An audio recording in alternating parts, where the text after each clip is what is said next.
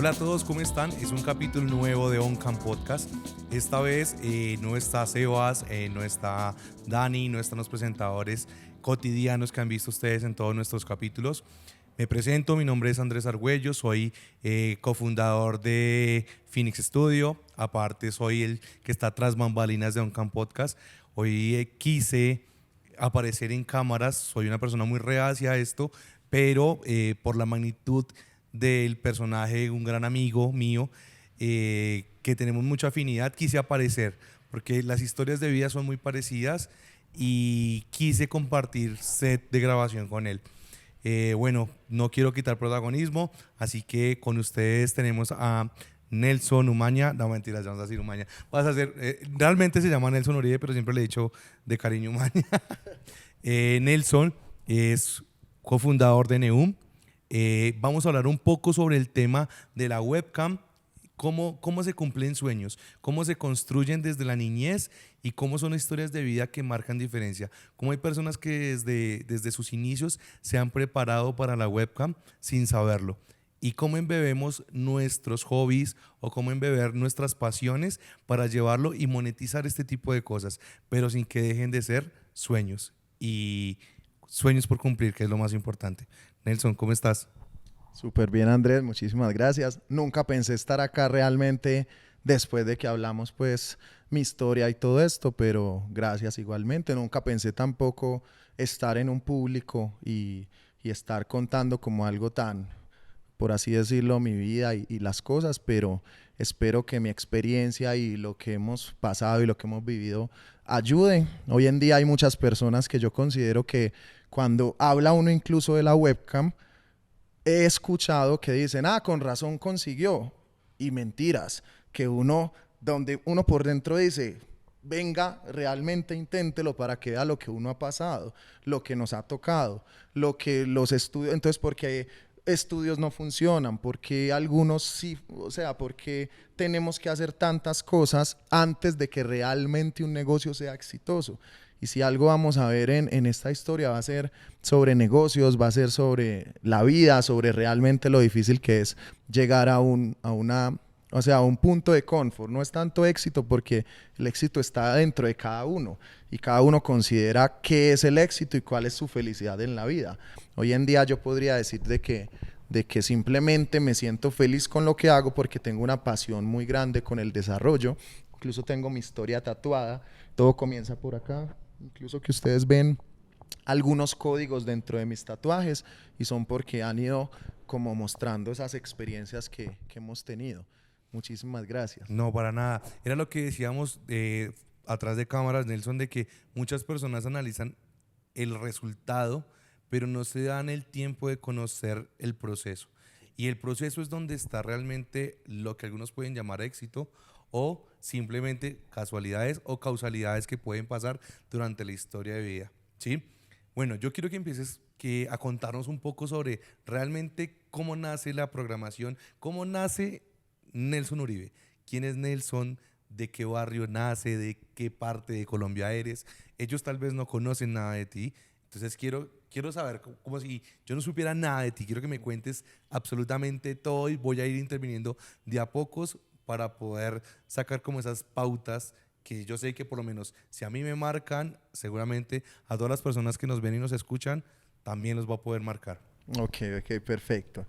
Lo primero es que yo vengo de una familia bastante humilde. Incluso hoy en día yo he llegado a pensar cuando veo personas a mi alrededor y yo digo, ¿a quién le ha tocado tan difícil? Porque esta es la hora en la que yo podría decir que de toda la familia que yo tengo, me ha causado alguna curiosidad o gracia en algún momento que me dicen como hey, ayúdame a ser fiador de algún lugar. Y yo, Dios mío, todos mis tíos, primos, absolutamente toda la familia, mensajeros, o trabajan o sea, fueron como personas muy humildes en la ciudad y podríamos decir que esta generación ahora que estamos nosotros con la tecnología, porque si algo nos ha hecho avanzar ha sido pues entrar en la tecnología, toda esta ambición que hemos tenido, pero yo desde niño siempre tuve como esa afinidad. Esto comienza casi que en el barrio. Yo incluso soy de un barrio que extinguió el gobierno. En este momento ya no es barrio, ya no es barrio habitable,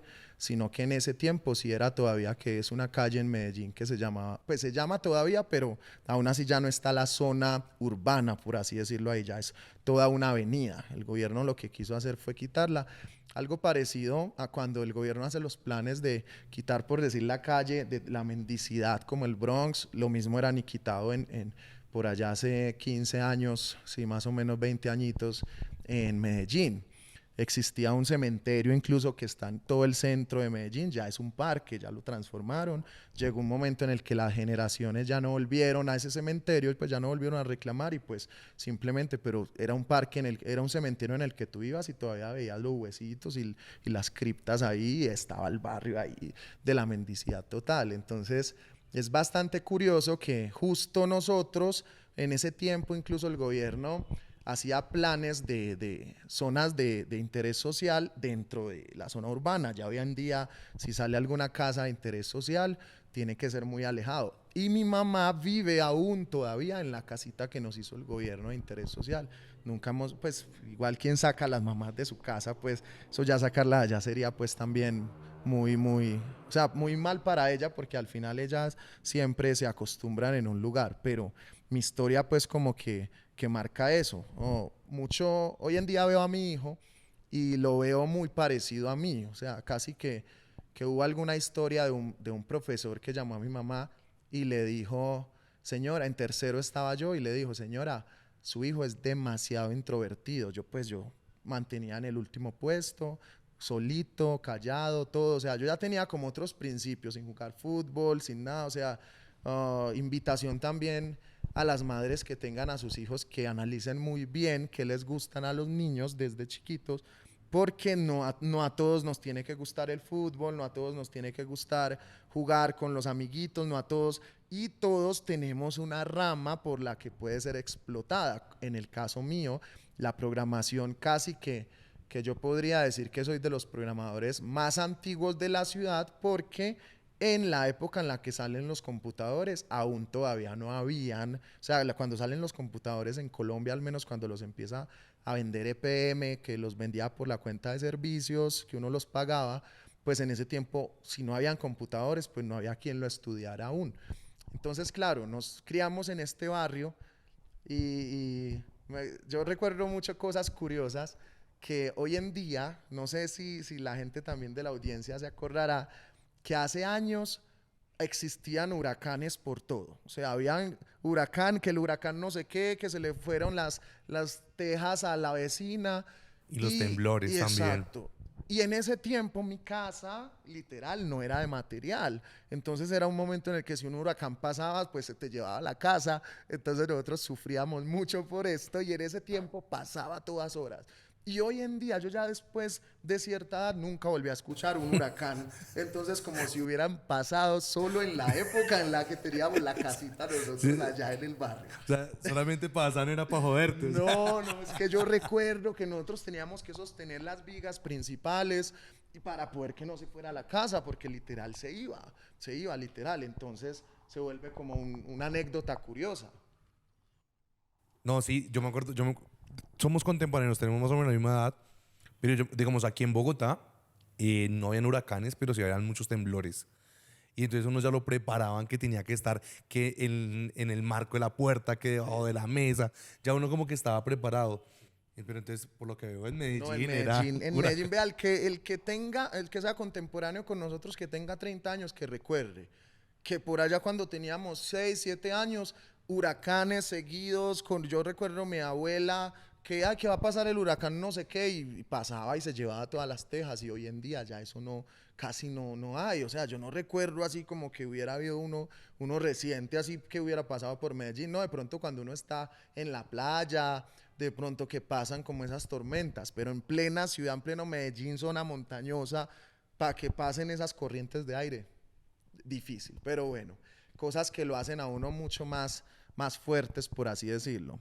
Hoy en día es muy curioso la forma en la que yo veo la vida, porque venir de este tipo de barrios y de este tipo de zonas donde casi que era la época, acababa de acabar post Pablo Escobar, muchísima balacera en Medellín, o sea, impresionante todos los días. Y pues mi mamá trabajaba en el centro, en el Parque Berrío. Anteriormente, los que han ido a Medellín saben que en la estación del metro, anteriormente del Parque Berrío, tenía bares. Hoy en día no, el metro ya no permite ahí los bares, son restaurantes y eso. Ya todos los bares están después como en la zona del Parque Berrío, más atrás por la iglesia de la Veracruz. Pero en ese tiempo toda la parte del Parque Berrío eran puros bares. Mi mamá trabajó ahí toda su vida. Trabajó mucho de pie, le tocó sufrir muchísimo de las rodillas. Venimos de familia, pues, de herencia. Ella tenía mucho dolor en las piernas y casi que yo llegué a unos extremos con mi mamá y en mi historia, que si ese año no me funcionaba el negocio que iba a hacer, yo tocaba fondo por completo. Entonces, ¿cómo comienzo yo con todo esto de salir del bullying del colegio? Porque casi que cuando eres niño y no juegas fútbol y no hablas con la gente, pues todos los niños del colegio te van a decir que el gay, que esto, o sea, lo más común. El profesor les comentaba, el profesor que citó a mi mamá, le dijo que yo creo que su hijo es gay. Yo hoy en día, por Dios, un niño de tercero, mi mamá y yo nos reímos de eso. ¿Cómo van a llamar un profesor a una mamá? Me imagino que eran otras épocas, pero a decirle que su hijo era gay, nos reímos, porque simplemente no tenía principios para un niño. En ese momento todavía un niño no ha explorado su sexualidad completamente y no tendría razón, simplemente por ser callado y hablar suavecito. Mi hijo es igualito, vos ves a mi hijo y ves exactamente casi que le falta el busito, porque algo que sí es muy chistoso de mi infancia también. Y la gorra de neón, porque sí. no te la quitas ni para bañarte, güey. También, sí.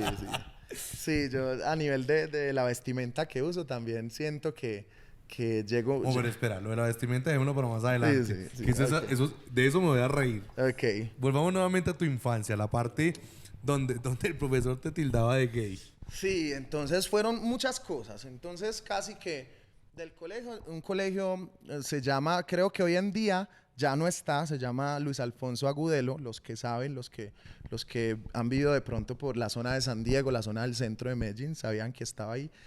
E incluso soy de un colegio que también, quienes sepan dónde queda, que es un colegio al lado de la Placita de Flores en el centro de Medellín.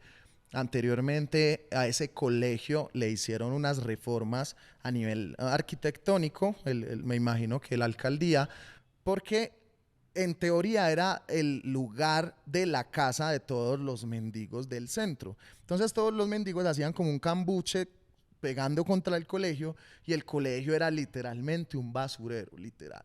Entonces casi, claro, a mí me tocaba todos los días su caminada hasta el centro, al colegio y listo.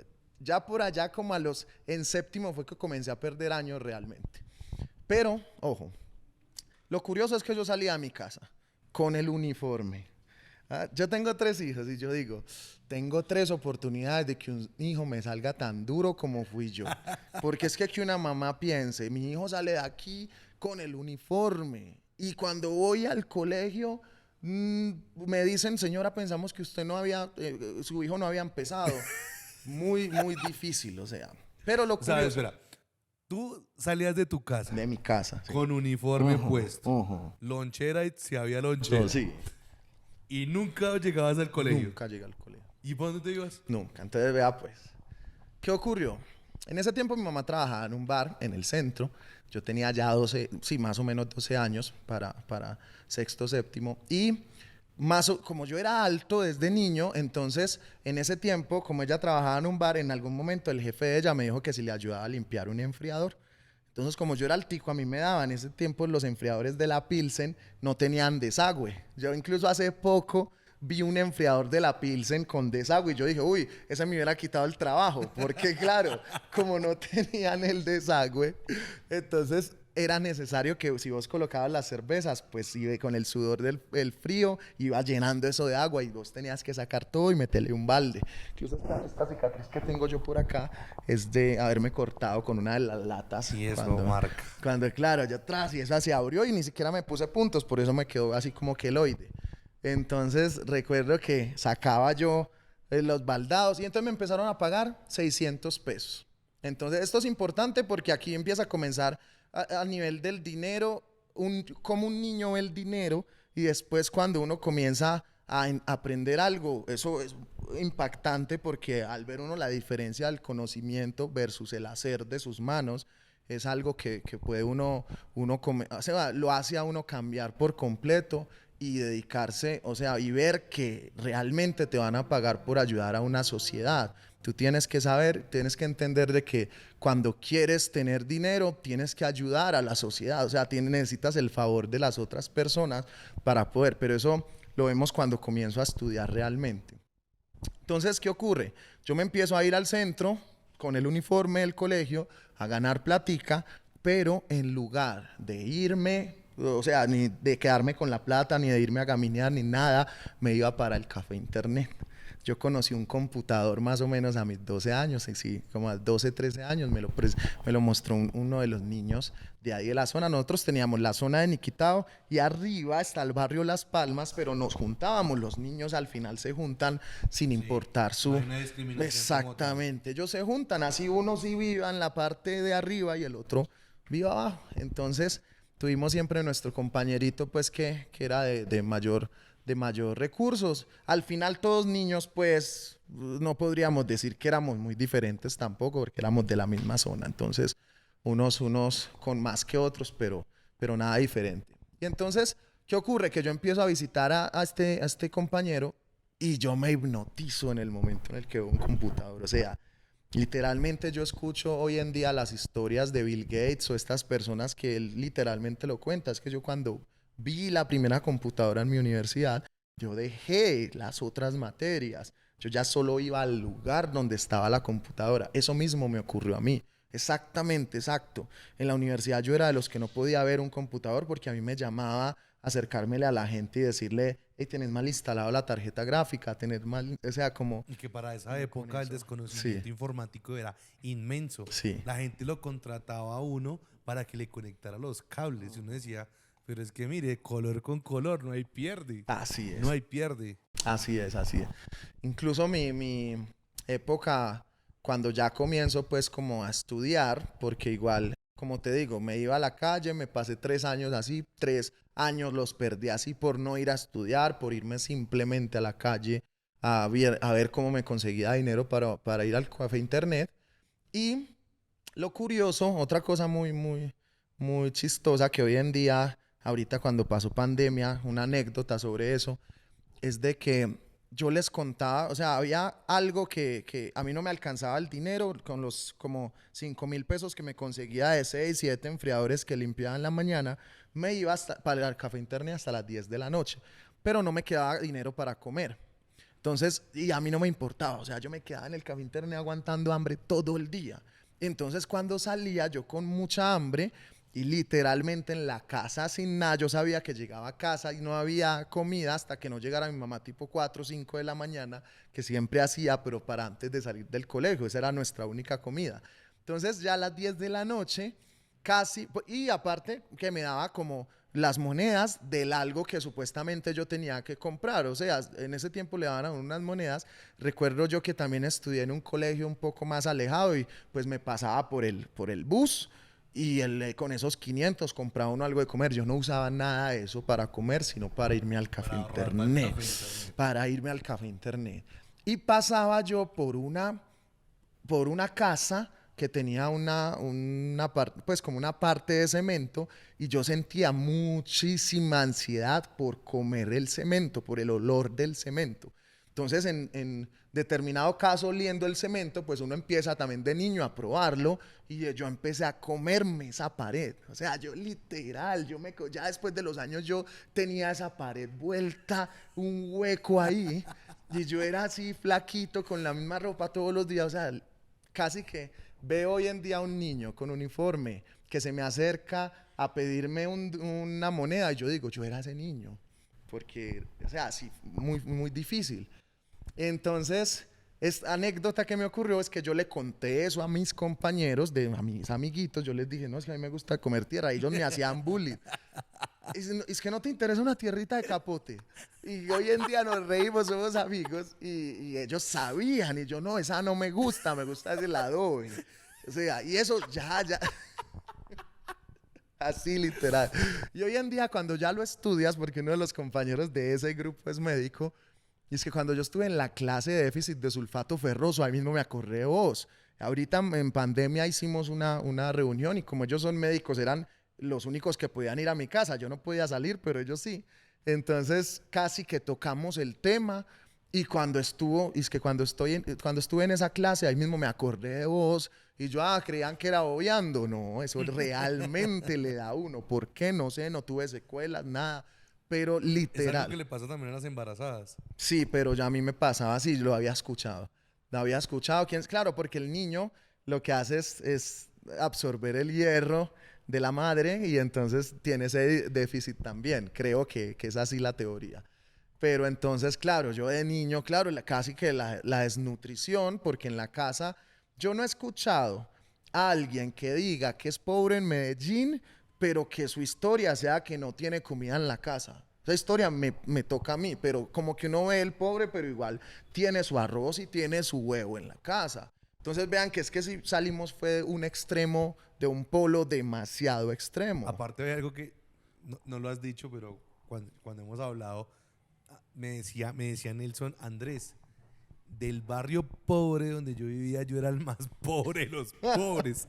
Yo decía, Sí, no. Sí, porque vean, en el mismo barrio estaba la casa de lata, la de material, y estaba, o sea, y habían otras que eran hechas casi que con cosas de lo que podías colocar, o sea, de ese estilo. Entonces, mira que entre ese barrio había una zona donde se acostaba la gente y a mí me tocaba a veces montarme por una terraza a la casa porque eran malas clases con uno para uno entrar a su casa. Y entonces, ¿y cómo quitas dos personas que están en la puerta de tu casa para entrar? Entonces se vuelve difícil. Yo me subía por un techito para poder entrar a la casa por la parte de atrás. O sea, es el extremo total de la salud. Hoy acá me río contigo en la historia, pero realmente Sí. el trasfondo de la historia es muy, muy pesado. Sí, sí. Muchas veces piensa uno como niño tan pobre en hacer el mal. O sea, así se pasa. Ya cuando uno tiene 15, 16 años y camina al centro todos los días y ve a la gente, sí se te meten casi que pensamientos de, bueno, ¿a qué horas como? ¿A qué horas hago esto? O sea, claro que ocurren y ahí es donde me imagino que los más débiles o los que tienen peores amistades terminan en sus cosas porque realmente sí es un problema de educativo, es un problema de mucha desigualdad, realmente. Es un problema ¿Cómo muy... haces tú, ya que naces en un barrio pobre, pasas por tantas cosas, cómo no llegar a un problema muy común que es la drogadicción? ¿Cómo no tocas? Porque yo que te conozco sé que no tienes ningún vicio más allá de programar. Vea, realmente fue suerte. Suerte total, neta, casi que un ángel. Yo puedo decir de que tuve un ángel porque ya he entrado un poco más ya de 14 años limpiaba los enfriadores, pero me volví popular en el centro. El niño de los mandados, el de los cosos. Entonces también, al ser popular, también me invitaban a cerveza. Hoy en día ya sé que los que interactuaban conmigo eran pedófilos. Hoy en día lo sé y estoy seguro. Pero en esa época la gente se reía porque en el centro un señor de 60 años le ofrecieron una cerveza a un niño de 15 o a un niño de 14. Entonces mira que hoy en día ya lo ve uno de una forma muy diferente, o sea, un punto muy diferente. Entonces cuando estás ya metido en este ir al centro todos los días que yo iba caminando. A mí me echaban hasta de los colegios porque al final yo nunca iba. Entonces yo también pasé por varios colegios. Yo no conozco a nadie. O sea, cuando le digo a la gente que me dijeron que no estudiara más en el Héctor Abad, no hay un colegio donde puedas meter más a tu hijo si no es en el Héctor Abad. Pues ese es el colegio donde terminan todos los niños que echan. Pero yo simplemente no iba. Entonces, claro, mi matrícula no se renovaba, simplemente no existía en el colegio, entonces Bueno, ¿y qué decía tu mamá? O sea, las entregas de boletines, o sea, a uno tiene que decirle periódicamente que Sí. entregar notas. No, ella, de cierta forma también, cuando uno está en esta familia tan humilde, hay una parte de tus papás que tampoco se interesan mucho en uno. Ahí es donde uno ve niños bajando por Las Palmas en bicicletas, que los papás saben que lo hacen en esas bicicletas que bajan a toda velocidad. Ellos saben porque los niños salen de la casa con esa bicicletica que organizan. Pero ¿quién detiene a esos niños? O sea, son niños de la calle. Entonces, más o menos así funciona cuando ya no tienes muchos recursos. Tus papás tampoco, es que, nada, mi mamá llegaba a las 4 de la mañana, 5. Nosotros sí llorábamos mucho, mucho en la ventana por mi mamá, por las balaceras. Entonces, claro, cuando empezaban esas balaceras, mi mamá sin llegar, nosotros mirábamos, ay, ¿a qué horas va a llegar? Claro, y aunque tuviéramos 8 o 9 años, igual entendíamos de que estaban dando bala impresionante y se volvió, o sea, esa era la parte más difícil también, o sea, que recuerdo, pero eran balaceras de toda la noche, toda, o sea, absolutamente toda la noche escuchabas, todas las noches así, y era esa guerra que había quedado. Entonces ya uno hoy en día sabe por qué. Bueno, entonces, continúo con lo que estoy en el Café Internet todos los años, 3 años en las mismas. Y 3 años. 3 años en las mismas. Perdí séptimo, después lo gané. Después perdí octavo, después lo gané. Y después perdí noveno y ya mi mamá consiga trabajo, no le va a dar más estudio. Mire, búsquese un trabajo en la minorista. Ya ella pues desentendía pues por completo. Me salvó esto, algo, yo siempre tuve el angelito. Estábamos hablando ahorita de las drogas. Y siempre tuve el ángel, porque mira que siempre estuve en un momento de muchas drogas. Pero con decirte que en las ocasiones donde iba a probar las drogas, que era donde me podía quedar, que era niño, algo ocurría cuando me tocaba a mí probar las drogas. Por ejemplo, hubo un señor que nos invitaba como a 5 o 6 niños menores en uno de los bares del centro, que nos invitaba a todos y nos daba drogas. O sea, es una cosa que hoy en día le daría una cárcel a él impresionante donde eso se denunciara. Y la gente lo veía, yo no sé, o sea, la gente del centro Nadie lo actuaba veía. ni nada. Nadie, o sea, yo podría decir de que todo el mundo sabía que esa mesa todos éramos niños y ese señor a todos emborrachándonos. O sea, es que es duro pensar lo que ocurre, pero pasa en el centro todos los días, pues en las zonas más difíciles. Entonces, ¿qué ocurre? Que cuando llegaba, por ejemplo, el momento de la droga, hubo un momento en el que yo estaba decidido a probarla. Y pasó por todos los niños.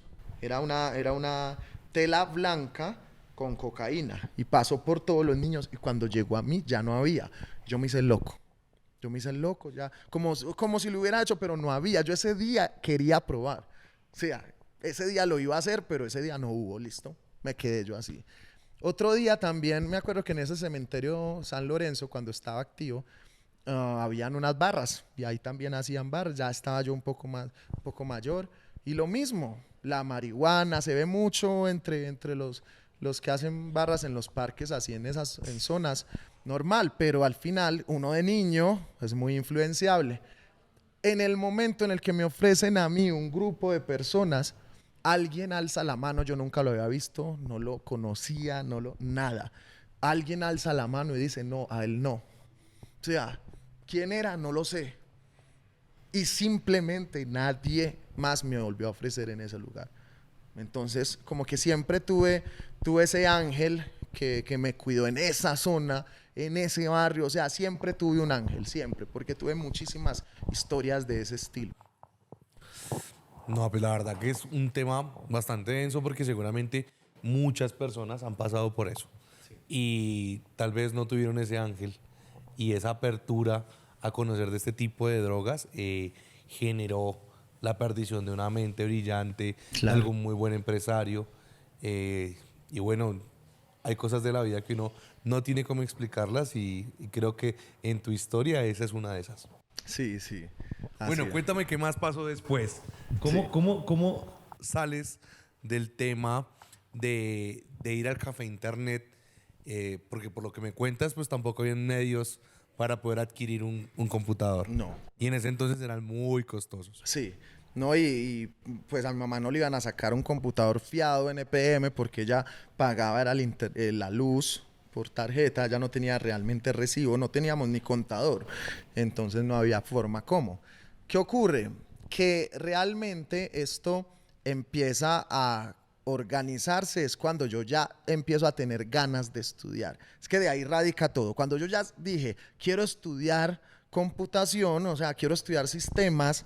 Incluso fue un primo mío el que me dijo que por qué no me metía a estudiar sistemas y me gustaba tanto estar metido en los jueguitos. Yo tengo mi historia tatuada y entonces yo cogí como mucho, yo cogí un jueguito, esto se llama Tibia Online, quizás alguno de los espectadores lo conozca, que es un juego muy antiguo, muy viejo, y este jueguito tenía una particularidad, que dentro del juego era necesario usar una antorcha.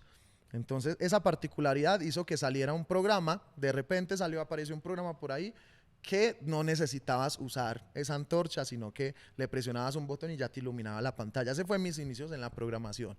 Aún no había tocado una universidad, aún no había ido a ningún lugar. ¿Qué ocurrió? Que yo encuentro esto programa dentro de unos foros, pero entonces ya me volví dependiente de ese programita y ese juego era como de Turquía y todo el mundo donde yo estaba, todos eran casi que europeos. Y entonces de repente se acaba el programita, o sea, el juego actualiza y el programa ya deja de funcionar, lo parcharon. Y yo como loco, desesperado, yo ya no sabía cómo, ay no, el programa de la luz, yo de dónde lo saco, empiezo yo a buscar los foros. Uno se hacía mucho por los foros en esa época. Gran parte de las personas que estamos embebidas en el tema informático tenemos mucha cercanía a ese tema gaming. O sea, casi siempre nos atrajo el computador, fue algún juego. Sí. Yo también, a mí me atrajo mucho, no sé, un Age of Empires, Sí. o un Prince, o cosas así. Recuerdo un jueguito que era de buscar como el culpable, que se robaban y tiraban navajas. Sí, sí. Y todo eso lo va trayendo a uno. Sí, sí. Y eso genera, digamos que el tiempo que llevamos, de lo que me marcó a mí en la parte de computación, fue pasar del libro a la encarta. Sí. Yo te lo contaba, decía, marica, a mí la encarta No, claro. No, me quitó un poco de hojas. no, claro. Uno ya pasar a lo digital era... Bueno, pero cuéntame qué más pasó con tu juego. Cuando este juego acaba el programita yo me vuelvo loco y me pongo a consultar cómo hacerlo. Entonces alguien en algún foro dijo, lo puedes actualizar tú mismo. Mira los archivos. Y era un script de Lua que uno podía modificar con la versión, un par de cosas. Tenías que mirar la ventana de Windows, o sea, con lo que habían actualizado. O sea, me metí en la programación. En XML, en ese tiempo movías un archivito en XML y un Lua script y ya con ese ya quedaba. Entonces yo lo empecé a publicar en un foro. Y entonces en ese foro, ya cada actualización esperaban que yo subiera la nueva versión. Entonces empecé a coger un nombre en estos foros. Ya tenía yo 16 años, como perdí tantos años, terminé saliendo, validando de 17 años y medio. Yo iba a salir de 15 años y medio donde no hubiera perdido ninguno. Porque mamá me había metido al colegio, o sea, como al preescolar, 6 meses antes por yo cumplir en junio. Entonces eran como que los niños tenían que entrar así los 5 años, pero mi mamá me obligó a meterme a los 4 años y medio para no esperar hasta los 5 años y medio. Y entonces yo llevaba un año de ventaja ya de por sí. Entonces, claro, al perder, yo tenía que salir de 15 y medio y terminé saliendo de 17 y medio por los 2 años que me tocó validar. Cuando ya salgo, no había quien, o sea, yo buscando técnicas en sistemas como loco, como había salido validando y había perdido tantos años, no me aceptaban en los cosos del gobierno, que los ICFES, que no sé qué, o sea, un montón de trabas. Entonces yo necesitaba meterme al menos a algún centro técnico, pago tipo el Censa o algo así para poder estudiar, y yo con esas ganas de meterme a estudiar. Entonces, bueno, al final una tía de Estados Unidos termina apoyándome para esos estudios. Y realmente lo único, o sea, me apoyó el primer semestre, y yo sabía que yo tenía que pagar el próximo. Entonces acá comienza ya mi periodo casi que de la técnica, porque al final tampoco, ni siquiera pues como que la pude terminar, por así decirlo. Pero en ese entonces, estamos hablando de año 2004, 2003, 2005, por ahí. Porque también en ese entonces yo aprendí a arreglar computadores, Sí, y era muy difícil, pero había más cosas técnicas que realmente de programación. Sí, En sí. programación no había nada. No, nada. Todavía no había salido como esas programación ni nada de ese estilo. Yo estaba era más en sistema. Lo curioso es que ya en un sistemas en esa época, quizás un profesor le enseñaban unos módulos que tenía que dar y eran crear carpetas, quemar CDs. Y yo era el que estaba vendiendo los CDs quemados en el instituto, los CDs de cobre, el de enero, me los pedían hasta los profesores. Entonces casi que yo iba y casi que yo me rebuscaba. ¿Cuál fue el punto de inflexión de casi que lo que me dijo a mí, ya no voy a volver al centro a limpiar un enfriador ni nada? Fue un momento en el que me llama alguien a decirme que le arregle el primer computador. Lo recuerdo hasta su nombre. Se llama Aide. Y voy donde ella y ella tenía un virus. En ese tiempo había mucho auge de estos virus que no te dejaban hacer nada, que salían ventanas y de todo. Y yo le organizo su computador, 20 minutos me demoro y salgo de la casa de ella con 35.000 pesos en la mano. A mí eso me cambió el mundo. A mí me cambió por completo. Yo salí de allá, Dios, yo me gano 5.000 todos los días limpiando enfriadores en el centro y me acaban de dar 35.000 por 20 minutos. O sea, yo no lo podía creer. O sea, eso me marcó a mí por completo. La rompimos ya. Me marcó por completo porque entendí que al final o sea, el favor, o sea, como que las personas tienen que pagarte a ti por el favor como el tipo de favor que le hagas. O sea, yo lo veía así, como más como un favor que le hago yo a las personas. Que por un y servicio. Ellos, exactamente. Entonces yo creo que haberlo empezado a ver de esta forma también empezó como mi cosita de querer es colocar negocio, de ayudar a las personas en lugar de trabajar como empleado. ¿Qué ocurrió? Que me mandan a practicar en el centro técnico, me mandan a practicar a un colegio. En ese colegio, pues nada era programado, nada. Yo ya llevaba trabajando en Lua y en varias cositas y en Access y yo ya hacía pues como programitas. Entonces en este colegio pasa algo que es de que inminentemente cuando yo llegué al colegio yo sabía más que la persona que estaba de computadores, porque quizás no era un niño que se volaba de la casa hacía 5 años para irse al café internet. Entonces yo llevaba como su tiempo antes de que ellos quizás estaban estudiando hacía un añito su técnica. Entonces claro, yo tenía como ese claro diferencia. Y entonces esto hace que yo en este colegio comience a programar, que comience a hacer las primeras cositas. Me acuerdo que hacíamos la evaluación de los estudiantes al colegio en Access, hacíamos que el formato del coordinador para entregarle a los padres de familia, había mucha cosita. Y entonces yo en este colegio empiezo realmente a estudiar.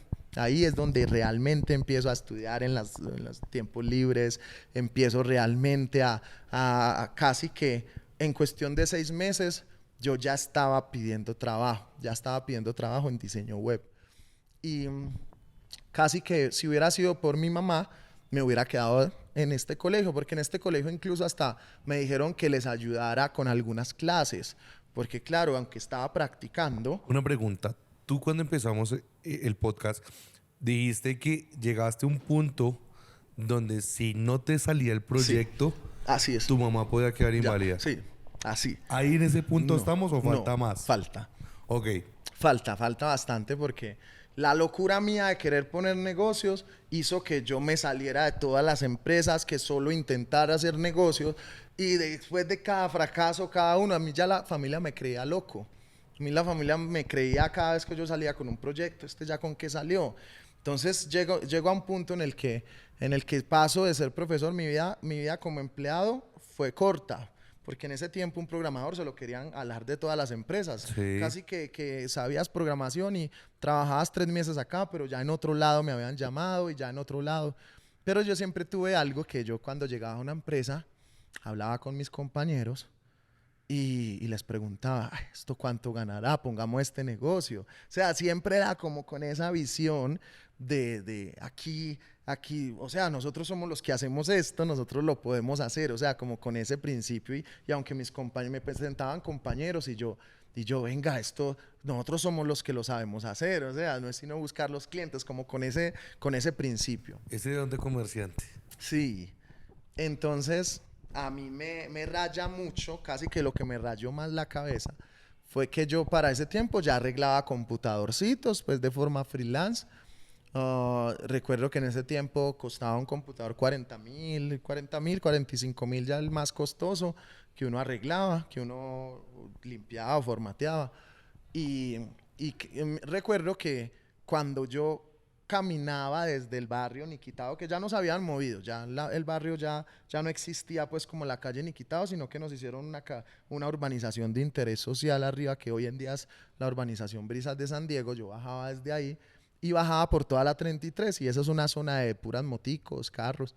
Yo me paraba todos los días a mirar las moticos, todos los días. Y yo, ay, ¿cuándo será que compro una? Cuando entonces empieza todo esto a interrumpir la mente de uno para uno poder hacer algo en la vida. Esa es la intención, que tengamos esos sueños. Yo creo que aquí es donde realmente este podcast va a empezar a cobrar valor, porque vean que ya conocemos la historia que fue tan difícil, pero vamos a empezar a ver desde acá cómo cada fracaso es una ganancia. Esa es la intención de lo que viene desde acá. Porque casi que yo veía en el colegio, en ese tiempo, el coordinador se ganaba 1.100.000 pesos, y yo veía ese salario inalcanzable, porque estaba el salario mínimo a 375.000 pesos. O sea que 1.100.000 era impresionantemente mucho. Estuve 6 meses aquí en este colegio de profesor, y ahí me dijeron que me estuviera 6 meses más después de las prácticas, con el salario normal de 375.000, un poco más, creo que como 400 y algo.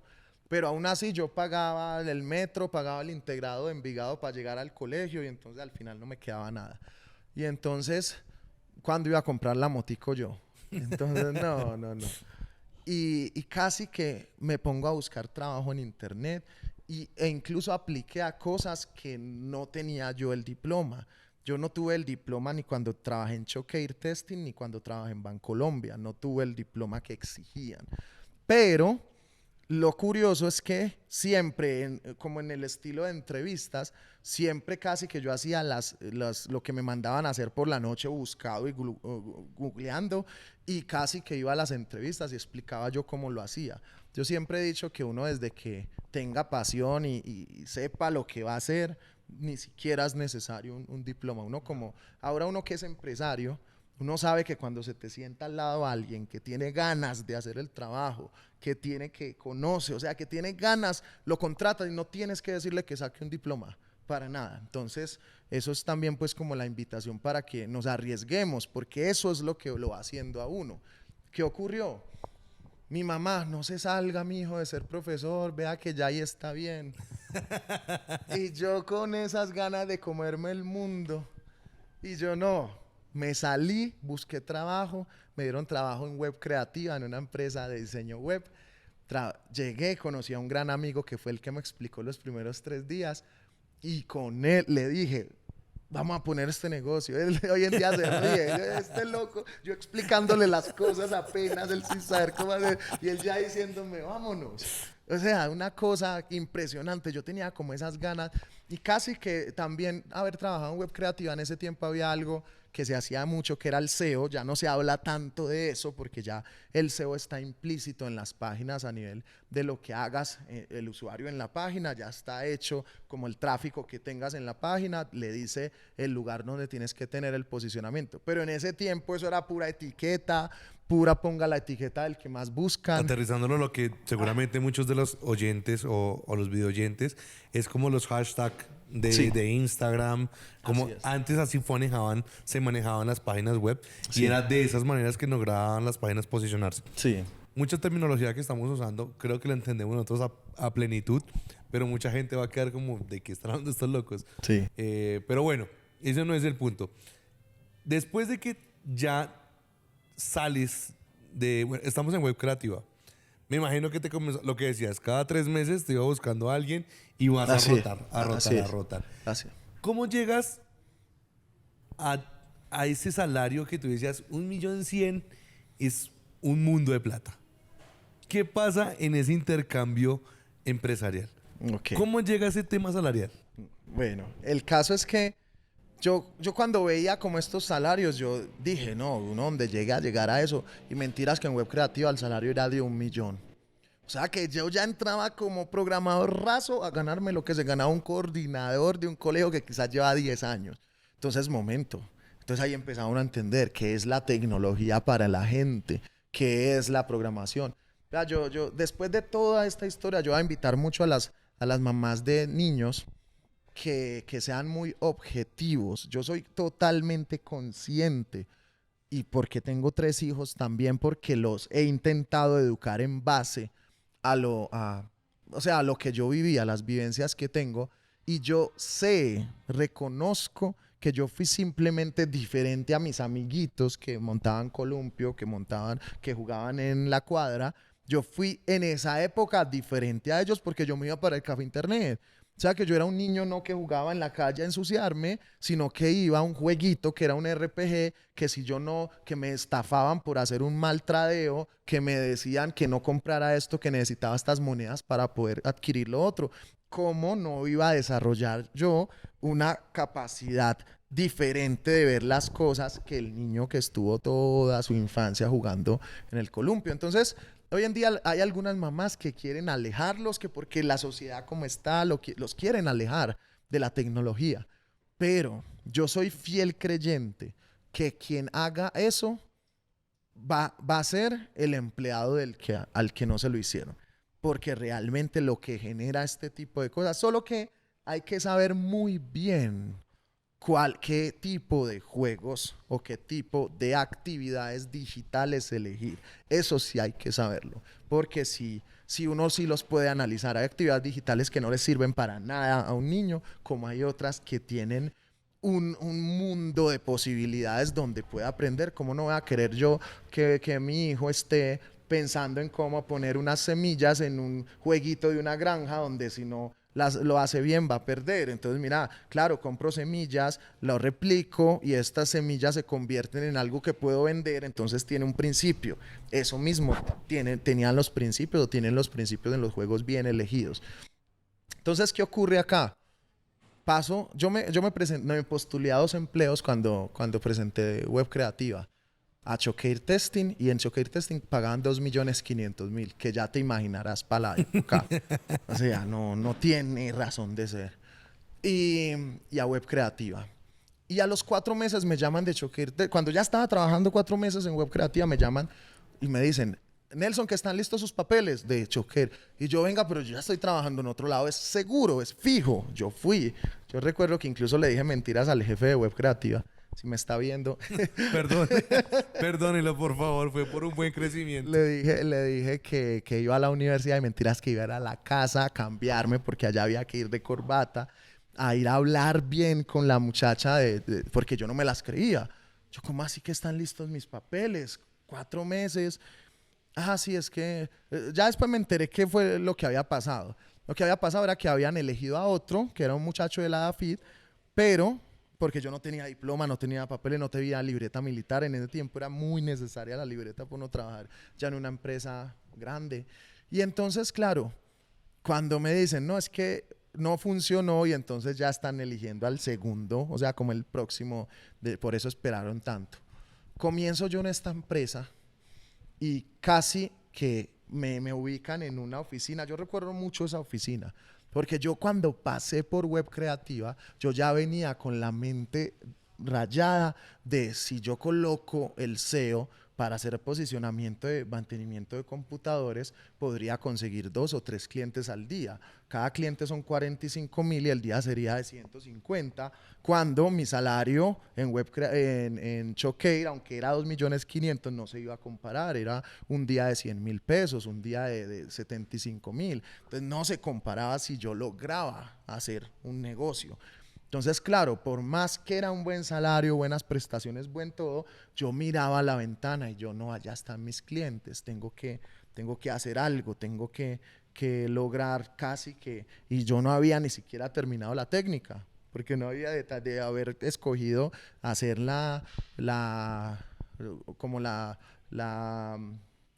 irme para el colegio, porque uno podía coger la práctica o continuar y hacer el proyecto, y yo terminé cogiendo la práctica porque yo necesitaba la plata y necesitaba hacer como las prácticas de ¿Y la eso. moto? No, mejor. La compré, la primera motico que compré la compré con la alcancía. Me ayudó el señor que me la vendió a contar las monedas. Sí. Sí, 1.500.000 pesos. Una motico acá, TTT. Recuerdo que me caía mucho en esa moto y me daba mucha piedra porque estaba más bien como desajustada. Y entonces casi que yo andaba en ella y ella se desajustaba sola. O sea, el que haya tenido esa moto sabe de qué le estoy hablando. Yo recuerdo que yo me iba en esa motico y se desajustaba sola, literal. Vos la dejabas parqueada y cuando te ibas a montar ya salías y temblaba. Y yo no, y me caía y me daba una piedra porque en cualquier cosita uno se caía. O sea, cualquier cosita que tuviera en la calle te caías. Y entonces, pero bueno, ahí hacía mis domicilios de computadores, ahí hacía todo. Entonces, a ver, tú sales de Shock Creativa Sí. con o sea, contando cuántos mantenimientos tenías que hacer Sí. para igualar o superar Así el es. sueldo que tenías. Así es. Y al lograrlo es cuando te das cuenta de que la parte comercial jala más Claro. que estar ahí quieto. Así es. Yo dije, yo no, tengo que hacer en mi tallercito de mantenimiento ¿Sabes de una cosa? computador. Mira, cuando yo renuncio a mi último trabajo, yo le decía a la que hoy es mi esposa, yo le decía, yo tengo que trabajar solamente 12 horas manejando Uber para igualar el salario que tengo. Y yo me la paso más hollado en Uber para después llegar y yo tenía un negocio de videojuegos, también como algo muy parecido a ti, y dije, si yo uno los dos trabajos, me voy a ganar un poco más y no tengo el estrés de estar cumpliendo un horario, de todas estas cosas. Hay más de puntos de conexión Claro. que no he analizado contigo. Sí, sí, no, eso... Pero bueno, la historia es la tuya, no la mía. Sígueme contando. Después hay que contar la tuya, que también la idea es que la gente ya cuando llegue a este punto empiece a sentir que sí se puede, esta es la intención, que sí se puede, que si uno le apasiona, uno siendo zapatero se enriquece, porque es que si tú tienes pasión, vos un domingo te levantás y literalmente, como te apasiona tanto, no hay como algo que puedas hacer que sea ser productivo. Y cuando eres productivo en lo que te apasiona, vos no sentís el tiempo, no sientes que estás trabajando realmente. Entonces no va a llegar un momento en el que te puedas gastar más dinero de lo que puedes ganar si eres productivo todo el tiempo. Entonces ya por norma general de matemática empiezas a hacer más dinero de lo que puedes gastar. Pero el caso es encontrar esa pasión. Si encuentras esa pasión, lo logras. Entonces, casi que empiezo yo con esa dinámica de mirar la ventana y mirar esto. Entonces acá comienza la parte más donde todo se estrella, donde todo, porque uno de los mismos ingenieros, uno de los clientes de Choqueir Testing era Bancolombia. Nosotros trabajábamos en el centro empresarial Olaya Herrera. Y entonces los que nos daban lo que teníamos que hacer era el cliente que mandaba ingenieros, que eran los de Bancolombia. De repente me llega a mí el mensaje de que si quería pasarme a Bancolombia, o sea, por bajo la mesa. Yo tenía un contrato que me pagaban la cláusula, o sea, que me pasara, para ganar 3.500.000. Llega un momento en el que, o sea, casi que tú lo piensas, cuando lo piensas así, uno hubiera dicho, no, yo no me hubiera salido nunca de esos trabajos. Hoy en día, en ese tiempo 3.500.000 eran 10 salarios mínimos. Hoy en día sería casi que... 10, 11 millones. Sí. Entonces, claro, sería un puesto alto en estas empresas. Entonces, recuerdo que todos mis compañeros en Bancolombia eran españoles, personas de Europa más que todo, porque en Europa comenzaron antes que nosotros a estudiar programación. En Colombia era difícil encontrar seniors a ese punto, o sea, en ese momento como que gente ya llevando 5 o 6 años en la misma tecnología, programando, haciendo algo, no era fácil, casi que estaban saliendo los primeros estudiantes, las primeras personas, y yo ya ahí loquito en XML desde mis 16 años, pues ya se sentía. Entonces, casi que aún así, a mí me pusieron una cláusula de preaviso para no de Bancolombia de un mes. No fueron a ayudar más. Yo me senté un día, un mes duré. Me senté, miré la ventana y yo no quiero volver. Hice mi carta de renuncia a las oficinas del banco. Fui donde mi director de proyecto, le llevé mi carta, él la leyó creyendo que era una renuncia pues dentro de un mes, 2 meses, y cuando lo leyó dijo, Nelson, ¿te vas hoy? Y yo sí, me voy hoy porque no. O sea, había una corazonada que me decía a mí no, no te quedes acá, o sea, algo. O sea, literal, yo ese día me iba y me iba sin plata porque mi liquidación incluso yo quedé debiendo allá por la cláusula de preaviso porque yo no llevaba los meses suficientes para que mi liquidación fuera muy alta. Sí. Entonces, casi que no me importó. Preaviso, quedé debiendo, o sea, no me importó. Volví a mi habitación donde mi mamá a pensar cómo iba a ser el proyecto de los computadores, o sea, loco. Si ustedes en este momento entran casi que a internet y buscan Neum, es muy curioso porque hay proyectos antiguos ahí. Yo intenté hacer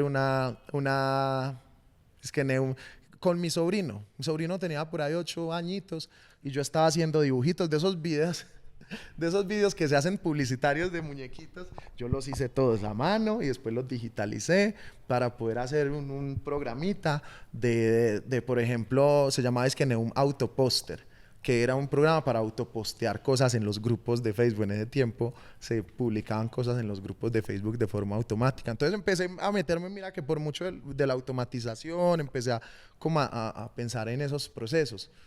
Entonces luego, casi que comienzo una era. Entonces en ese tiempo, claro, acaba de pasar de ganarme un gran salario, yo tenía cierto dinero ahorrado y empiezo a ensayar negocios que están dando los negocios de las llaves. Intenté un negocio ya de 2 meses, duró. Después que están dando un negocio de lavado de carro, le compré una maquinita de lavado de carro a domicilio a alguien del barrio, tampoco funcionó. Conseguí el local de mantenimiento de computadores, incluso pueden entrar a Instagram a buscar Neum Computadores y van a encontrar fotos de mi antiguo local, incluso todavía las fotos que aparecen ahí es mi número en el coso. Entonces es curioso acordarse uno por allá de todas esas empresas y casi que se empieza uno a enterar de qué es lo que ocurre realmente al poner unos negocios. Empieza uno a darse cuenta de que es difícil los empleados, es difícil encontrar personas, es difícil de que un negocio funcione sin uno, es difícil, o sea, de que hagas un negocio que tú no conoces como las llaves o como las cosas o sea, empieza uno a darse cuenta y durante estos años yo no me la pasé sino intentando. Llegó un momento en el que yo programando de forma freelance ganaba bien, porque yo cuando salí de Web Creativa, yo hice bastantes proyectos importantes con ellos porque ellos eran de las empresas más mejores de diseño web. Entonces yo le hice landing page que a Leonisa, que a Fájate, que a esto. Entonces de repente, como eran proyecticos míos, Web Creativa me seguía llamando a que le hiciera mantenimiento a esos proyectos. Entonces ya llegó un momento en el que yo en mi casa empiezo a todo eso que me llegaba, intentaba un negocio. Entonces empecé en un momento de locura. Ya después, cuando pasan años, nada funciona. Ya estaba yo viviendo en el barrio donde vive mi mamá, pero no con ella en su casa, sino que me conseguí un apartamento donde el primer piso era un garaje y yo vivía en unas escalas abajo. El apartamento olía demasiado a gasolina, era un sótano, sin ventanas ni nada. Y empieza mi decadencia, empieza mi parte oscura, porque de tanto ensayar yo no quería trabajar con nadie. De repente me hacía un proyecto y me pagaban, recuerdo por ejemplo una vez que le hice un proyecto a Corona, entonces me pagaban por una semana X cantidad de dinero y con eso vivía yo 6 meses intentando otros proyectos y me la pasé así y casi que ya llega un punto en el que bueno, ¿qué voy a hacer? ¿Qué hago? Mi mamá ya estaba a un punto en el que en la EPS le habían dicho que tenían que amputarle las piernas porque por la artrosis severa que tenía bastantes pagadiarios. Yo no podía ya visitar a mi mamá porque cuando iba a la casa de ella habían pagadiarios afuera, ella escondiéndose. Entonces me tocaba como esperar que ellos se fueran en la noche, entonces yo prefería quedarme. Entonces, acá vamos a hablar de un tema que quizás, ojo, quizás en este momento no se esté viendo tanto porque va a venir de las nuevas generaciones. A mí me pasó, y lo digo con total confianza, que ocurre. Listo. Yo comencé a estar en un computador desde los 12 años. Para cuando tenía 23 años, yo era adicto a estar en el computador, adicto a un punto de adicción de no quererme parar, no quererme bañar, estar barbado y no querer hacer nada más. Y ocurre, realmente ocurre. Y de temblar si me iba a bañar, o sea, llegué a un punto en el que caí lo más en un sótano, en un colchón lleno de chinches, que me pueden, o sea, en este momento pueden estar viendo las personas que me ayudaron en esa época, la parte más oscura de mi historia, que ya estaba casi que al colapso. Yo, bueno, tengo que hacer algo, algo tengo que, se me tiene que ocurrir. Entonces, empiezo, casi que apago el celular porque ya ni siquiera estaba en condición de atender clientes porque estaba súper inmerso en mi sótano. Yo casi que ni comía, o sea, era una cosa impresionante. Pero no volviste a comer paredes. No, paredes. Sí, paredes no. Entonces, llega este momento y yo me la pasé 8 meses sin salir de la casa. Y empiezan algunos amigos a visitarme. Y personas que me quieren, de todo. O sea, yo conocí a alguien por internet, curiosamente, por una aplicación, y hablamos como 6 meses hasta que un día me llené de valor y le conté que yo no había salido de casa hacía 6, 7 meses. Y me decía, no te creo, te voy a ir a visitar. O sea, cuando vio la condición, yo tengo fotos de esa época. Muy flaco estaba y tengo fotos del lugar, porque una vez le mandé un video a alguien donde estaba, dice, ay, mira, y habían unas ratas. Entonces yo tengo ese video y ese video me genera mucha nostalgia del lugar donde estaba viviendo y todo. Y entonces mira que cómo paso yo desde estar en una empresa a casi que llegar al momento en el que nada me funcionaba. Yo intenté como 18, incluso intenté estudios en esa época. En esa época intenté 2 estudios, o sea que no era simplemente poner el estudio y ponerlo y te funcionaba, no. Cuando yo fui a poner mi primer estudio, mi mamá, me le llevé las camitas a mi mamá de la casa. y ella tenía como 3 camitas y eran de esos colchones de rayas con tablas. Que pesaban. Sí. Los colchones pesaban un montón. No. Y mi mamá me dijo, ¿usted qué va a poner? ¿Un hotel? Yo como le explicaba qué era, ¿no? Y entonces me llevo eso. El primero fue en Villahermosa, después otro en Buenos Aires. Ninguno de los 2 funcionó.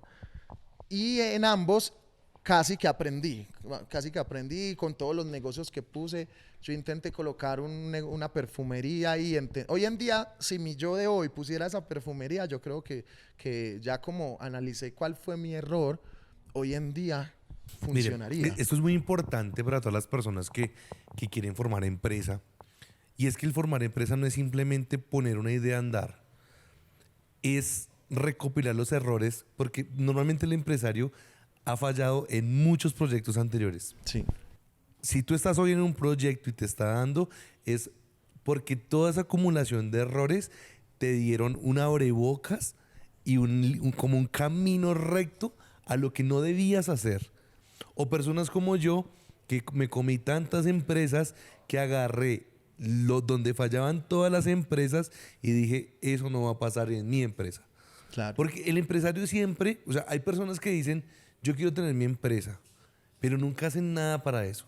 Y hay personas que sabemos que tenemos que ser empleados, pero tenemos una finalidad y es, monto mi capital, ya tengo mi idea, pero aparte de la idea y el capital, ya tengo la trascendencia de otras personas, los consejos o lo que uno ha podido abstraer de los errores. Uno casi nunca mira como la parte buena, sino la parte mala. Sí. Porque es lo que uno no quiere hacer. Y si uno lo vive como empleado, seguramente es mucho más fácil que las otras personas tengan una empatía, ya sea contigo o con tu empresa. Sí. ¿Sí? No sé si a ti te pasa, a mí me pasó un montón. Sí. Un montón. No, y es cierto, y uno realmente... Vea, hay algo tan sencillo como esto. Hay personas que creen que un negocio es una idea, pero échale mente a esto. Supongamos que tienes una idea que tú sabes que no tienen en ningún lado y que vos decís, con esta idea me voy a volver rico, y todos los que aún no hemos empezado a emprender casi que creen que el negocio es la idea, pero no te estás dando cuenta que el primer día que salgas al mercado tu idea la tienes que contar. O sea que automáticamente se va a volver pública y no va a ser entonces la idea la que haga llegar al éxito. es el método, el sistema, la persona, quien lo hace. La perseverancia. Exactamente. Entonces uno, incluso con la mejor idea y con el negocio que funcione, si uno no está listo, no va a funcionar. Totalmente de acuerdo. Entonces, ¿por qué no me funcionaron a mí en una época de que estamos hablando de 8 años? ¿Por qué no me funcionaron supuestamente un negocio tan sencillo que hay estudios? En esa época en la que supuestamente funcionaban. Mentiras, que yo no estaba listo. Yo todavía necesitaba fallar más. Y fallé más. Claro, fallé impresionante hasta que casi tocó fondo. O sea, toqué fondo. Ya estaba casi que me había ausentado más de 8 meses de mis clientes. Cuando fui a aprender ya habían conseguido otras personas. Ya no tenía tan fácil. La tecnología es una ciencia que avanza demasiado rápido. O sea, las ciencias, las tecnologías de información casi que avanzan 7 veces más rápido, según estudios, que la ciencia que más avanza, que es la medicina. Entonces se dice que la medicina avanzaba 7 veces más rápido que las otras ciencias. Y si la tecnología avanza 7 veces más rápido que la medicina, estamos hablando que de unas ciencias sociales, mientras pasa un año, en la tecnología han pasado 50 años. Así es más o menos la relación. Mientras pasan 7 años en la medicina, en la tecnología han pasado 7 veces más rápido que la medicina. Entonces es una ciencia que casi que en un solo año te desactualizas y ya no, tus conocimientos ya no sirven. Totalmente. Eso me ocurrió. Casi que yo enciendo mi celular ya cuando empiezo a retomar porque ya estaba casi que en fondo, sin clientes, sin personas para arreglar computador, sin, o sea, ya en un momento en el que ya sin dinero, lo que había guardado de esas épocas ya se había esfumado, no compré una casa nunca, no compré un carro, no compré nada, lo único que hice fue intentar negocio y esfumé todo, intentar esto, que los 5 milloncitos aquí para el negocio de perfumes, que los 5 de acá, o sea, yo recuerdo que tenía 2 muchachos para ingresar datos de la perfumería que yo quería en internet, supuestamente. Y entonces yo tenía un catálogo de perfumes que tenía 6.000 referencias. Claro, y un perfume, para subirlo a una plataforma digital, tienes que buscar la foto, tienes que colocar la etiqueta si es eau de toilette, que no sé qué. Eso tiene un montón de etiquetas para las búsquedas y tienes que ingresar la referencia, la fragancia, el tipo de fragancia. Por cada referencia, buscando fotos y todo eso, te demorabas por ahí 10, 15 minutos. Y eran 6, y yo quería salir, y es que con todo el catálogo al aire, el error del empresario novato. Querer salir sin un producto mínimo viable, sino querer salir es que con todo. Hoy en día cualquier persona que te siente y te diga, te va a decir, si intentas rápido, fallas rápido. O sea que de una sales con el producto mínimo viable para que se venda y sabes qué es lo que tienes que hacer antes de. Eso no lo entiende uno sino hasta que tiene mucho callo. Vea, yo conozco gente que ha salido, que no ha salido que porque no tengo el logo y no me han mandado el PDF. Ese que ya está en la calle, ya te lleva años de ventaja porque los proyectos se quedan el 97% de las veces acá. Sí, entonces porque no hemos llegado realmente a dónde. Yo estoy curioso con el tema de tu mamá. Yo quiero que llegues al tema de tu mamá. Sí. Y está cerca, ya está cerca. Vea, entonces, claro, casi que yo me veía en un momento en el que lo intenté de todo en Cámara de Comercio. Casi que yo tengo como 15, 16 proyectos oficiales cerrados, más los que uno no mete en Cámara de Comercio. Entonces imagínate cómo fueron esos años. Yo intenté una aplicación Móvil Edu. Como yo fui profesor, y yo una aplicación para que los padres de familia sepan si sus niños tienen tarea en el colegio. Si fueron, si obvio, ¿no? A qué horas llegaron, si tienen notas, si tienen informes, si tienen tareas. Si yo soy papá de un niño chiquito, yo voy a querer saber si tiene tareas. Me toca irle a buscar los cuadernos. Entonces, mira que es como que yo ya la tenía pensada y mentiras que visité colegios. O sea, yo realmente cada 3, 4 meses hacía un proyecto nuevo. El antiguo se iba, comenzaba desde cero a hacer otra vez publicidad. O sea, porque seguía mucho mi corazón. Sí, yo seguía. Yo, no, algo hay que hacer. Ya me había quebrado en estudios, no habían funcionado y aún así mira que algo salió. Mi primer negocio que funciona es de juegos en línea. Era de juegos en línea. Eso se acabó, sí, sí se acabó porque el juego se enteró de lo que estábamos haciendo y nos puso una especie de traba. Sabes que ahora que tocas ese tema, yo, yo también tuve un negocio de juegos en línea. Por casualidades de la vida, alguien de la webcam me escribe y yo me pongo a ver el historial y me doy cuenta que era un cliente antiguo de mi tienda online de videojuegos. Y él también tenía el historial y me decía, venga, Ah, yo como sí. que le estoy escribiendo al que no es. Al que sí, sí. Usted vende juegos. Sí, Y sí. yo no. Ahora soy una persona que se dedica a la webcam. Sí, sí. Sí, tengo muchos proyectos en la webcam.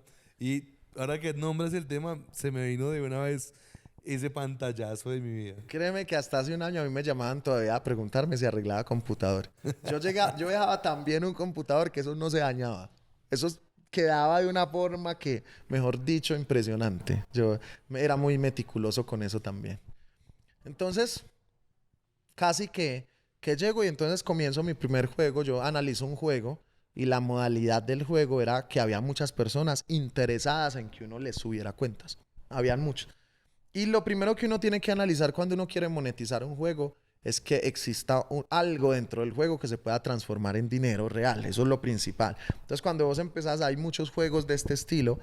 Por decir, hoy en día estamos analizando un juego, supongamos, si hay un juego que permite que tú pagues, que en lugar de pagar el tiempo premium, que por lo general los juegos tienen pases de batalla o premium, o cuentas premium, si el juego deja que ese pase de batalla sea comprado con algo del juego, Genera más adicción. entonces, ¿qué genera? Genera que alguien pueda comprar esa cosa del juego y cobrarte a ti dinero, porque ese pase de batalla cuesta dinero real. Entonces, si no le lo compras más fácil a esa persona dentro del juego por menos dinero de lo que cuesta en la página oficial. Entonces va por ese lado.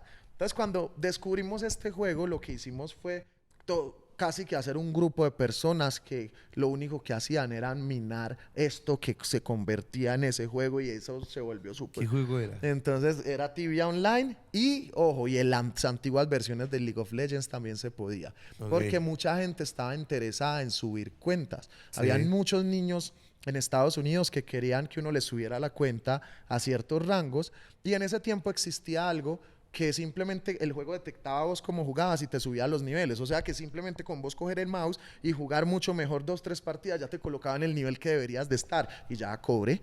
Entonces era muy sencillo. En un fin de semana vos subías 1000 cuentas porque era muy sencillo de hacer. El juego detectó esto y ya hoy en día no está esa subida. Hoy en día cuando detecta que juegas mucho ya te pone con los que juegan mucho, así sea ese nivel. O sea que ya no se te vuelve tan fácil. Entonces ellos detectaron todo eso.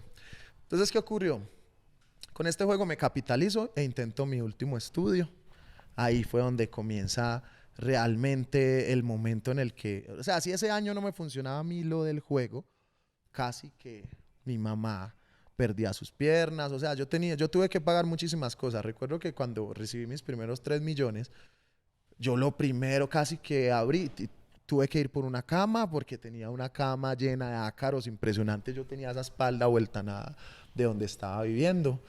Entonces compré pues como las cositas que necesitaba en la habitación y le di una parte a mi mamá para los pagadiarios. En ese tiempo todavía pues estaba un poco más bajo, ya era por ahí de 600.000 el salario mínimo, entonces 3.500.000 alcanzaba para un par de cosas. Y así nos fuimos yendo, el juego se acabó y ya cuando este juego se acaba empezamos realmente con esta industria. Ya cuando entro a esta industria realmente, cuando me funciona mi primer estudio, entiendo las necesidades que tiene la industria.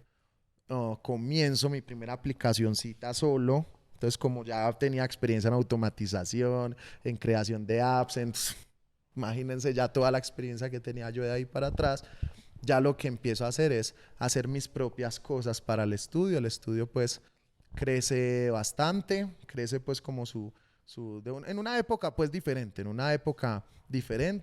pero observa que la gente no sabe realmente, mira todo lo que se sufrió, ya cuando la gente te decía, con razón, la webcam, y uno como que, Dios, devuélvete en mi mente para que veas cómo estoy aquí. Mira, ¿Cómo?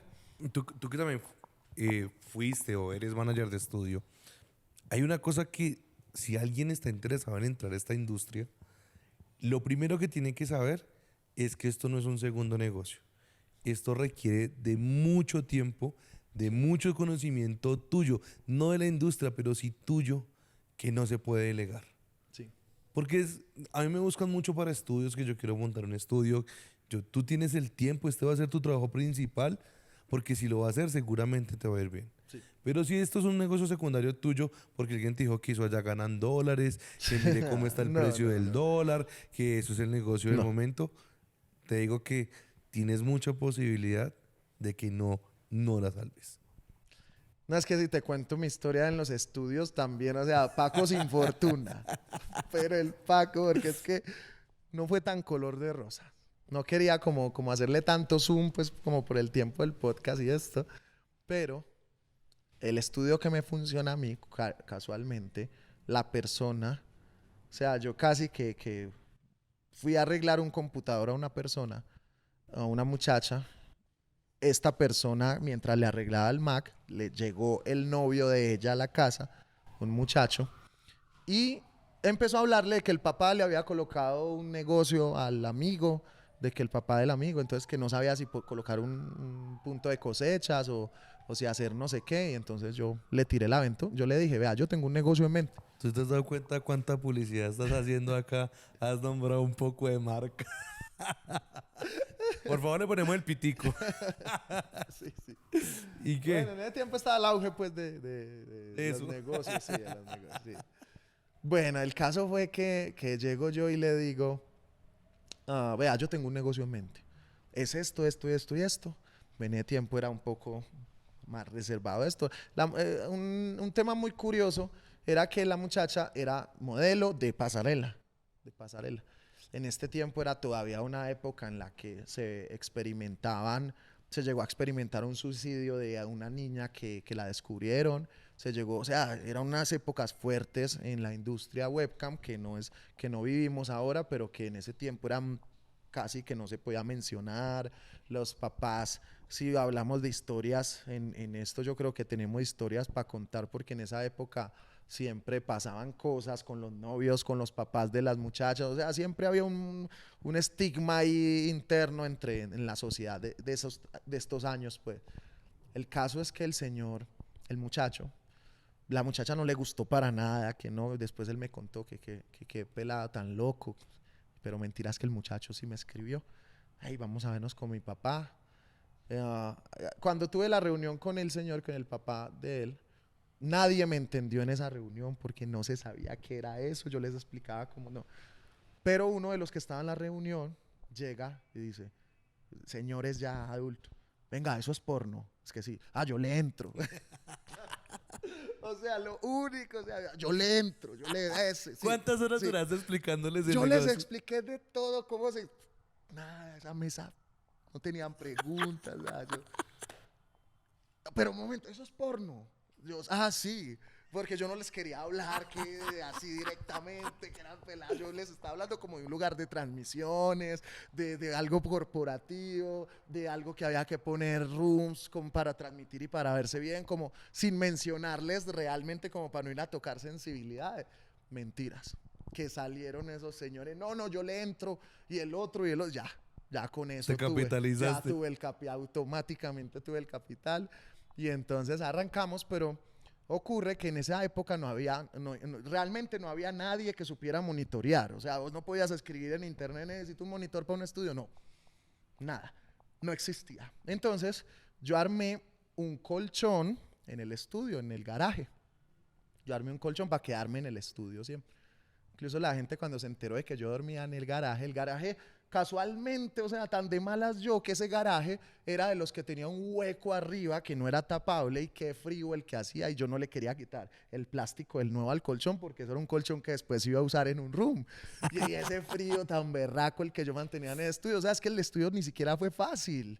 El estudio fue súper difícil porque no había nadie que monitoreara, nadie conocía el negocio. Yo me levantaba a las 4 de la mañana, o sea, casi que ya todo el mundo que estaba en transmisión me iba a dormir al colchoncito en el garaje y a las 6 a recibir los que llegaban, porque es que no había un monitor, no había nadie. O sea, yo mantenía como un zombie me decían incluso que por qué tomaba tanto energizante, que eso no le hace daño. Tengo hasta una anécdota con eso muy chistosa, que justo cuando me estaban preguntando que si eso no me hacía daño y yo haciéndome el que no, eso nada, se me empezó a acelerar el corazón impresionante y yo me empecé a sentir mal. Así, yo me empecé a sentir mal y yo, como ya había presumido de que no me hacía nada, ya no pude decir, ay, puta, me está doliendo el pecho, me tocó retirarme ahí lentamente mientras eso, pero sí, fueron unas épocas que incluso de ese estudio literal me sacaron. O sea, la persona que yo puse casi que a monitorear empezó a salir con el muchacho y no, ya hubo un complot, eso fue un montón de cosas.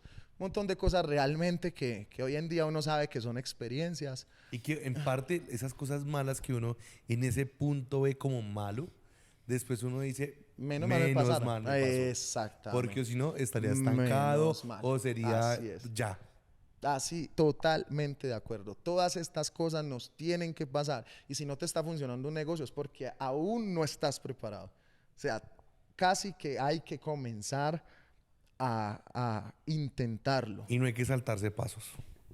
No hay que saltarse pasos. Así es. Esto es casi que poner negocios e intentar empresas es una cosa de manejo constante, de aprendizaje, todo el tiempo uno estar muy atento a las señales de lo que me pasa aquí, resolverlo, de lo que me pasa aquí no me vuelva a ocurrir. O sea, es un Bueno, Nelson, tema. Después de todo este conocimiento que obtienes con los estudios, me imagino que de aquí es donde... O sea, todo negocio nace en pro a una necesidad. Sí.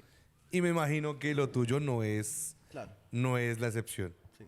Entonces, cuéntame ahora sí, vamos como ya aterrizando un poco y ya ir cerrando el capítulo. Cuéntame, ¿basado a qué necesidad sale tu última empresa? ¿Por qué todo se llama Neum? Sí. Yo puedo que tenga una intuición, pero la gente puede ver Neum y no sabrá qué es. ¿Sí? Cuéntame eso y cuéntame un poco de Neum, de lo que es hoy Neum, fuera de todas las facetas y digamos que los proyectos que pasó, el nombre, porque se sigue manteniendo, solamente que le vas cambiando es como el eslogan. Sí, el eslogan cambia a medida de la necesidad de lo que estás. Cuéntame hoy qué es Neum, cómo nace la necesidad y por qué Neum. Ok. Neum es más bien como un grupo de empresas. Un grupo de empresas que se ayudan entre sí. Un holding. Sí. Okay. Porque, por así decirlo, cuando sale, pueden buscar en Google Neum Pinturas, por ejemplo.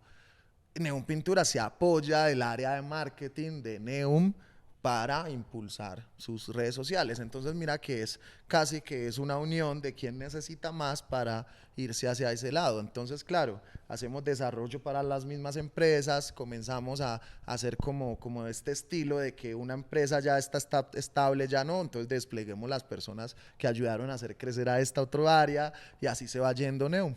Neum es pues mi nombre, son las siglas de mi nombre, Nelson Uribe Martínez. Umaña. Sí. Y siempre ha sido Neum. Igual hay algunas empresas que no les hemos puesto Neum, como que porque no pegan como Neum Pasteles, pues como que no. Entonces sí. Entonces casi que empiezan todas estas empresas también como por no querer esta dinámica de tener los huevos en la misma canasta, casi que es por no hacer solo lo mismo una diversificación de ingresos. Así es.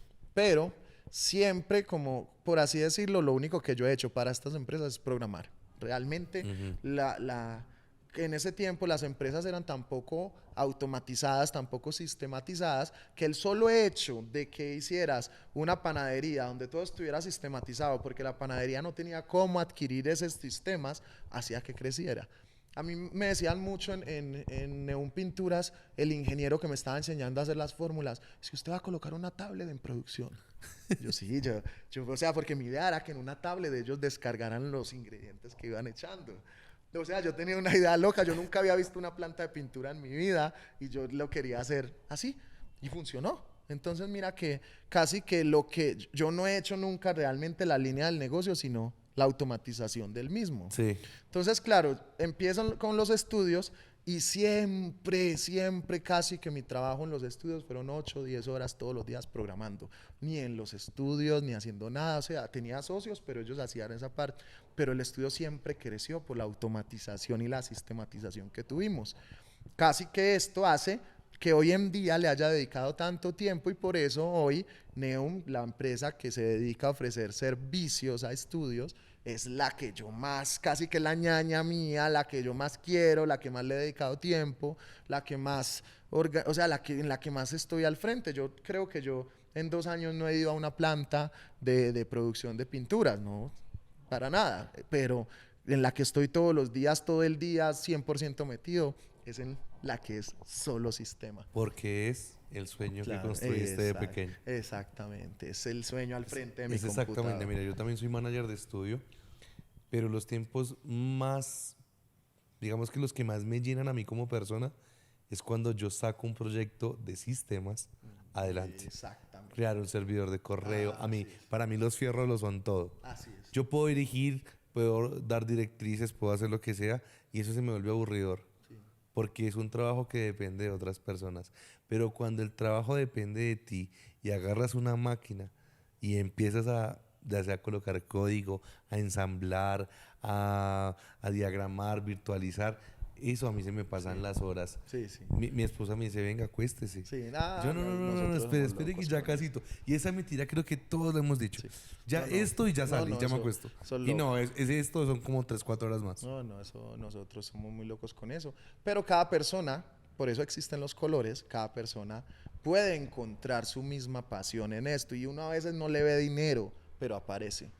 El dinero aparece después de la pasión, después de que uno tenga esas ganas de hacer un proyecto. El dinero viene solito, porque lo que les contaba ahorita viene solo porque uno lo hace todo el tiempo, empieza a ser productivo todo el tiempo. Bueno, explíquele a la gente que nos está escuchando y nos está viendo, ¿qué hace Neum? O sea, Neum hoy, que es web app, ¿qué hace la aplicación? O sea, ¿cómo le ayudas tú con tu experiencia y tu nivel de conocimiento en programación? ¿Cómo le ayudas a los estudios? ¿Cuáles son las necesidades que estás atacando? En teoría, un estudio hoy en día es muy, por así decirlo, muy manual. Muy Sí. manual, aunque que seamos un gremio digital, que en teoría somos un gremio muy digital, donde todo lo tenemos en plataformas y nos pagan por internet y todo está muy manual ya internamente en el estudio. Entonces, Neum Web App lo que hace es intentar que todos estos procesos queden en una sola plataforma, centralizarlo y meterle todo lo que es automatización a señales. Hoy en día, si vos entras a Google Analytics, por ejemplo, él te va a empezar a decir, uy, esperábamos un 150% o un 40% de crecimiento de personas entrando a tu sitio en iPhone. Pero te dice, aumentaste 10, o sea, de una estadística. Esas estadísticas no las tenemos en el estudio, a menos de que tengamos una plataforma centralizada la información.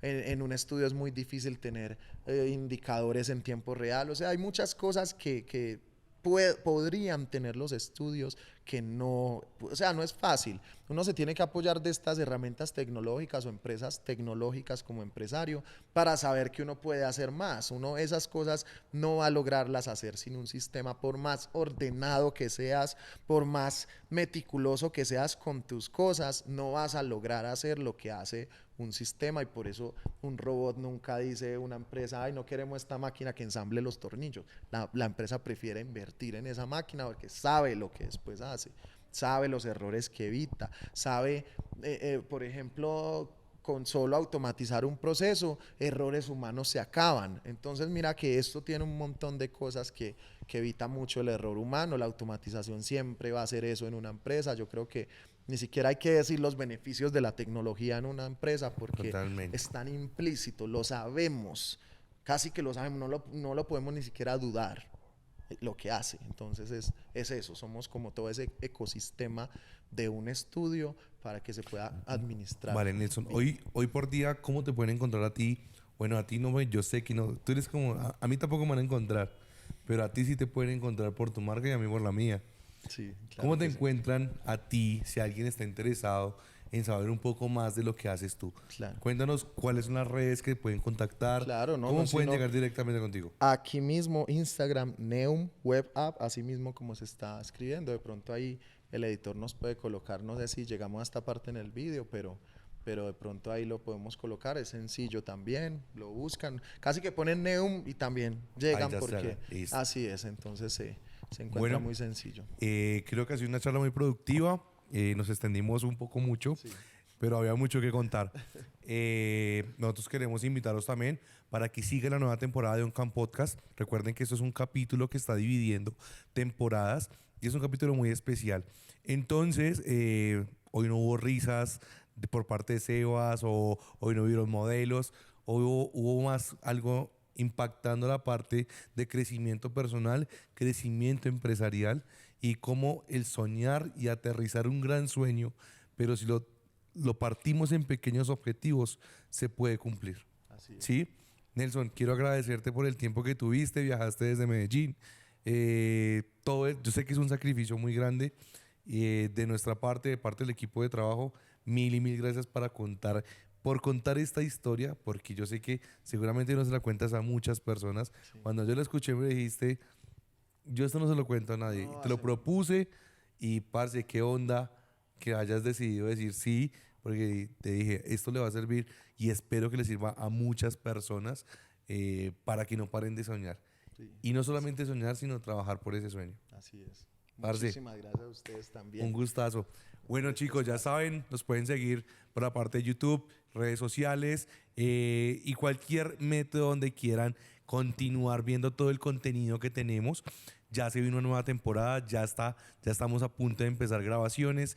Tenemos presentadores nuevos, otros antiguos. Vamos a hacer un intercambio, metodologías, así que espérense porque se vienen muchas sorpresas. Muchas gracias a todos y nada, síganos. Chao, hasta luego.